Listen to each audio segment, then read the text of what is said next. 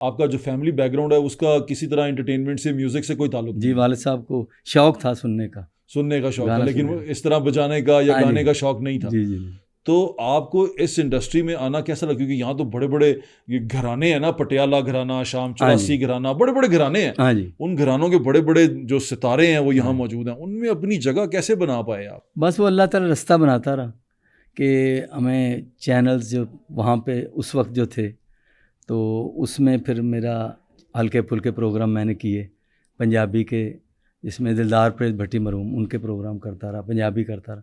تو وہ خود ہی رستے بنتے گئے.